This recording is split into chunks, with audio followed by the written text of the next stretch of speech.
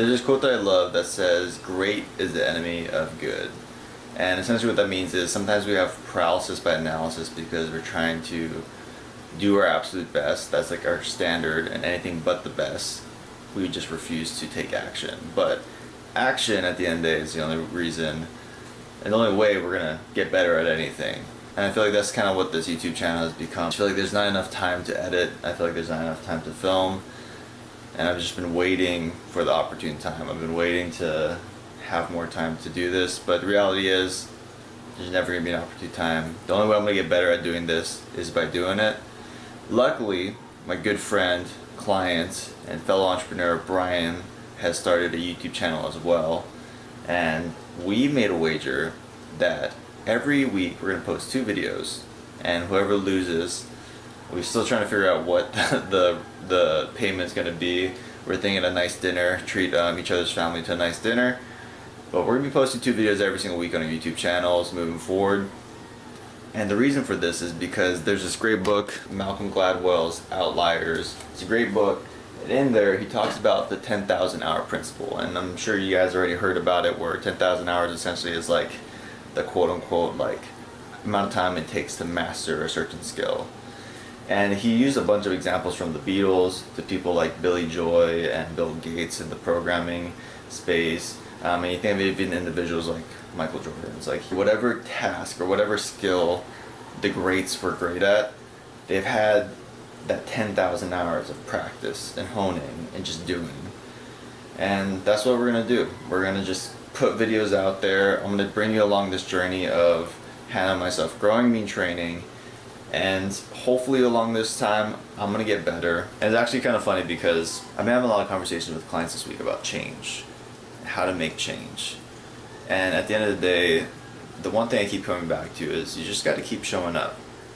You know, if you don't show up in the first place, it doesn't matter the quality of the workout you do or how much you do. If you're not showing up day in, day out, then you just forfeit yourself from improvement altogether. So that's what kind of this video series is going to be moving forward. It's just going to be, I'm going to keep showing up. I'm going to show you how I keep showing up in different areas of my life to improve. And we're just going to take it one day at a time, 1 week at a time, and hopefully I get better at this. But we'll see. So I'm going to bring you along this journey of Hannah and myself growing mean training, and I hope during this entire process you find some value in it. But that being said, it is currently 4:23 a.m.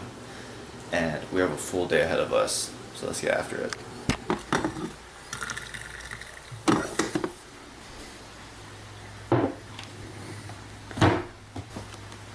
Alright, so going along the themes of showing up, every morning, regardless of what I'm doing, regardless of what time I have to wake up, I start my day off with doing quiet time devotions. It's just a simple way that creates consistency in my day. It's a great way to get myself centered, and again, it's one of those things where it's the benefits of it only is there if I'm consistent over time, like anything else in life. And it's one of those ways that I start my day off with almost like a micro victory to make sure that I am, you know, just starting the day off on the right note, being consistent over time, and showing up, because sometimes I don't get anything from it, and a lot of times I do. So, but if I don't show up, I'll never know. So every morning, just gotta start the day off right.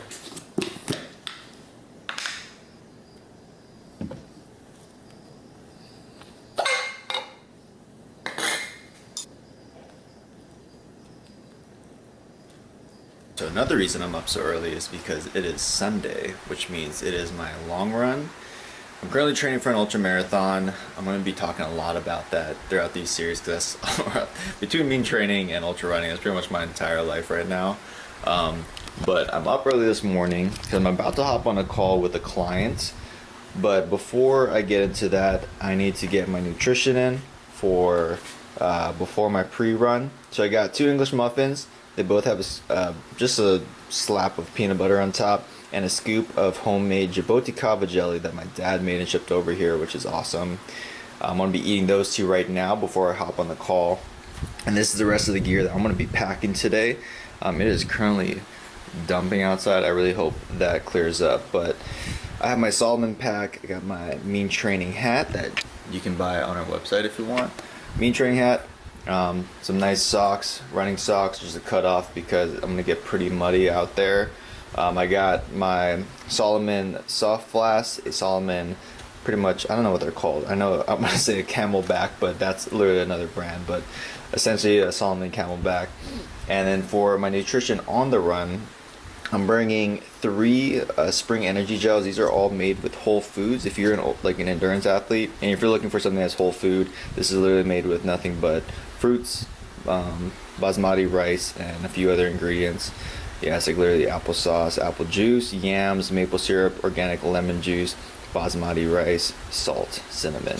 Super good. They have a bunch of different flavors. I really like this one, the awesome sauce. I'm also trying their electrolyte pack that I've never done before. With ultra running, a lot of it is just nutrition, so just trying out different things to see what works with my body. And so I'm trying out their spring electrolyte packs, and these have 20 grams of carbohydrates with, I think, how many milligrams of salt? 210 milligrams of sodium. So a lot of sodium and carbohydrates in that. But what I typically do and what I've been loving is the Bare Performance Nutrition Go One More, and this is pretty much the same thing where it's 20 grams of carbohydrates, 350 milligrams of sodium. So it's carbohydrates and sodium. I take a scoop of this in each of my flasks, and then on top of the big pack, I put in some Bare Performance Nutrition electrolytes, and essentially this is just 500 milligrams of sodium per serving. So it's just pretty much a really keeps a full electrolyte profile, keeps my hydration on point. On top of that, I'm also bringing, I've been training with a bunch of seasoned trail runners to help me train for my ultra, and one of them recommended Costco peanut butter pretzels, which is one of my favorite things on the planet. So he said that's something that he's used for nutrition on the course. I'm a big fan of that, so I'm going to be packing some of that too. So I'm going to eat my English muffins right now, scarf this down. I'm going to hop on the call with my client, and then we'll get going for the trail run. But yeah, I hope this rain stops. Alright, so a little context before we get into this call. One of the main services that we provide at Mean Training is online personal training, and essentially what we do is give customized training programs to individuals. A lot of times you'll see it in the fitness industry right now. It drives me crazy. A lot of fitness influencers will have an online training program, but it's just a cookie cutter PDF they just send out to their followers. What we're doing is giving a high quality customized program through our app, and the one thing that makes us different is that it's a customized program first and foremost, but the other thing is we want to make sure that we're giving you the form cues, form analysis, corrective exercise, anything that you experience that comes up throughout this process. We want to be there to support it and problem solve with you. So the client I'm about to hop on, she's one of our online personal training clients. She's currently out in California, and that's the reason why we're having a call at 5 a.m. here. But she's experiencing some lower back pain the past couple of weeks, and so I'm going to be hopping on just kind of hear her out, problem solve, figure out what we can do moving forward to alleviate that pain and make sure it doesn't get worse. So here we go. Nice. Thanks for joining me this morning. I'm sorry to hear that your back's been acting up. When do you notice the pain now? Is it primarily during movements? Is it when you're sitting at your desk and that kind of stuff? Well, first and foremost, it's great that you're already, being super aware and proactive about it. I think that should be, in and of itself, that's great. That's typically a very common, denominator where it's underactivated core creates more tension in your lower back. So the fact that you're already processing and thinking and being very aware of your body, that's awesome. Injuries are one of those things that is unfortunate, but it's a part of the process. We like to think that progress is this linear line to success, but the reality is it looks more like the stock market where it's this never-ending up and down. But if we zoom out, we're heading in the right direction. So I always want to, whenever I talk to clients about injuries, I want you to first and foremost not be discouraged. It's a common thing that happens. Don't feel like we're regressing at all. It's just more of we want to make sure this is taken care of to make sure it doesn't get worse down the road. You have a puppy? Oh. So my general like hypothesis that I'm getting from your situation, I think it's a combination of a few things. So, you know, our lower back takes a beating, and one of the main reasons, and it's a very common reason that we see it in 2022, is just because of we're sitting down a lot. We're typically seated, we're typically rounded forward on our shoulders, and our hands are in front of us. Either we're typing, we're driving, we're on our phones, we're reading. We're always like in this forward rounded position, seated. So it creates like this really like harsh position where we get really extreme with the muscles that are shortened get super short, the muscles get lengthened or super lengthened, and all of a sudden creates muscle imbalances, range of motion issues, and then situations like yourself. And that's the thing that's amazing. Like typically whenever we're dealing with injuries, a good like terminology is that it's typically a bottom up or a top down biomechanic issue. So we think of our body as a kinetic chain. Everything is connected. Each part of our body is a chain link. And if one thing is off, it's going to affect other things up or down the chain. So for example, a very common one is like knee injuries. You know, a lot of times before in the past, doctors will be like, oh, you injured your knee, there must be something wrong with your knee. When in reality, there's something wrong with your hip, which creates a dysfunction of like instability there, which travels down to your knee, and that's where the injury occurs. Starting this week is every single day. The first thing that we're gonna do is called a couch stretch. And all we're doing is sinking our hips down. It's gonna feel tight, just focus on that breathing. Deep breath in, deep breath out, and hold it for about 1.5 minutes. We have these organs in our muscles called the Golgi tendon, and it pretty much senses tension. And typically when our muscles are tight, it's just like that organ is just like firing off. So in order to release it, typically if you hold tension for about 1.5 minutes, it's kind of like that organ's like time frame to say like, oh, like we're okay, like we're good, we can relax. And at first you may notice like you can't get to this upright position where your heel is touching your butt. All you can do is just kind of lean forward a little bit, keep that core tight so we're not rounding forward. We're just keeping that core tight. We're trying to drive our glutes, squeeze our glutes to drive our hips through that hip flexor in the front, and while driving back to as high as we can. And you're gonna really feel it. So again, don't go to a place where the pain is so severe that it's like, I can't stand this for 1.5 minutes.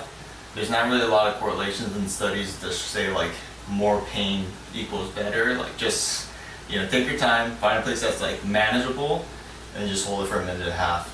And if you do that alone, we'll then be able to see like, all right, like if that is like the culprit, like, because like I said, more times than not, that usually is in these sort of situations. Oh, the other thing was Hannah showed me your video from your last deadlift. Your deadlift form looks excellent coming up as well as coming down, but like biomechanically it looks really good. But the issue is, I know you noted that the gym floors are like, you don't want to like break anything, so you don't like just drop the weight, which is great. Like, you know, most people will, regardless of where they're at, will just slam weights. So good on you for being conscious of like property and, you know, other people's like space. But the one thing I will note though is that I want you to be extra cautious of the descent of a deadlift. Because we think about it, when we are deadlifting, you know, biomechanically when we think about bracing, we get to that bottom position and we brace up, we're all locked up, core is tight, everything is good, and we stand up with that weight. And if we're like, okay, we're relaxed now, the rep is done, we kind of like drop the weight back down, or we try to control the weight back down. But if we relax, then all of a sudden, like, we are then going to be pulling, a lot of that tension is going to be through that lower back because we're going to start to round. Because we're trying to like gently place this down, but you have to think of it like you got to reverse the exact same movement pattern as standing up. So next time you do a deadlift, I want you to just be, you know, locked in, brace, take a deep breath in, and as we stand, we're going to stand up, and then we're going to control back down, hold that breath, and then relax at the bottom, and then reset, stand back up, hold that breath, come back down, and then you can relax. So choose a weight that's manageable to do that. You may have to go down in weight that you have been doing, but just to drill that form to like, that's gonna take a lot of stress off your back when it comes to deadlifting, because those muscles are already tight from sitting, and then by doing that, I think that's what caused like, I think that's what put it over the edge to say. So let's say I'll reach back out to you maybe next Friday just to kind of see how you're feeling. And if it's not getting any better, we'll hop back on a call and we'll troubleshoot again. Is there anything else I can be helping you with while you have me right now? Have a good rest of your Sunday, and yeah, best of luck with that back. All right, call is done. It is currently 5:30. I'm gonna get ready for my run, get that bag packed, and then I gotta get the car loaded because Hannah has her women's group class that we've started since my last video. And so I'm gonna get the car loaded up for that, which, surprise, surprise, guess what we got? We got ourselves a company vehicle. Pretty cool. We recently got this bad boy because we haul a lot of our equipment. We do also remote training on the island with companies for corporate wellness, as well as just personal training at people's houses and parks. So we, thanks to the people who have supported us, if you guys also didn't notice, we live out kind of in the country over here in Kahalu, so a lot of roosters, a lot of birds. That's what you're hearing right now. Thank you to everyone who has ever supported us in any shape or form. If it wasn't for you guys, we wouldn't be able to have gotten this car. It is such a big honor to us, and I don't know, we just feel very blessed that we have the community and the opportunity to even like have this car to continue to be more reliable, professional, give a better service to people. So Hannah started doing a all-women's boot camp in Monowilly every Sunday morning. So I'm about to get the car all set up and get all the equipment in here for her, and then I'll be off to my run.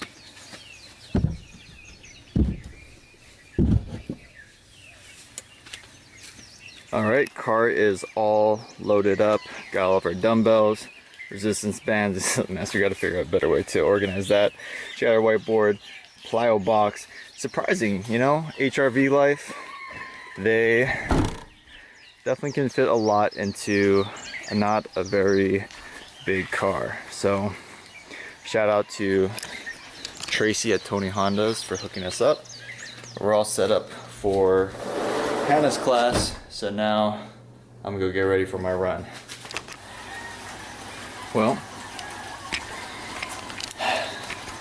the rain didn't stop, but you know, it's one of those things where something I always tell clients is that if we let our conditions dictate our actions, we'll never get anything done.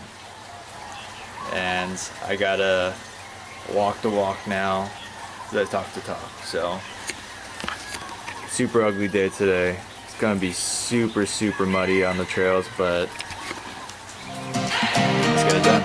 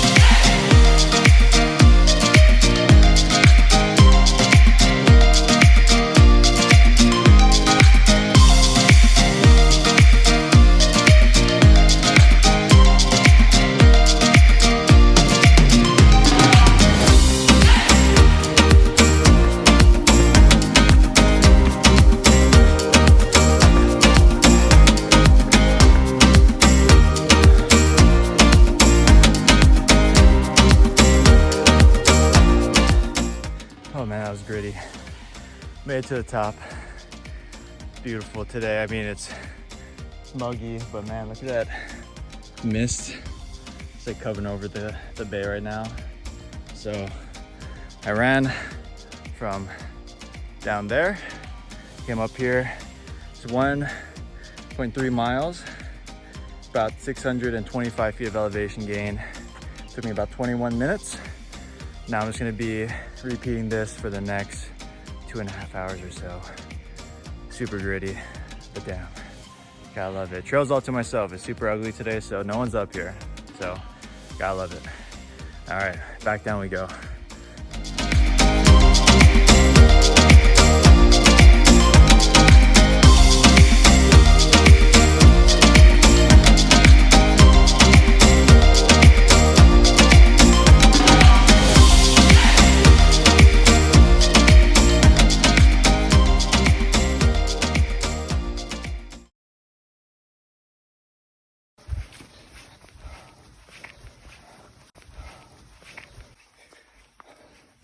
All right, it's my 4th trek up. 7 miles down, 2,500 feet of elevation gain. The last one for the day. Just have to keep hammering one step at a time. Get to the top. Hurting, but that's what we live for. These are the moments when I feel like quitting and just digging deeper in that pain cave. Just one step at a time. Every step's a decision. Just keep making the right choices, make it to the top. See you guys up there.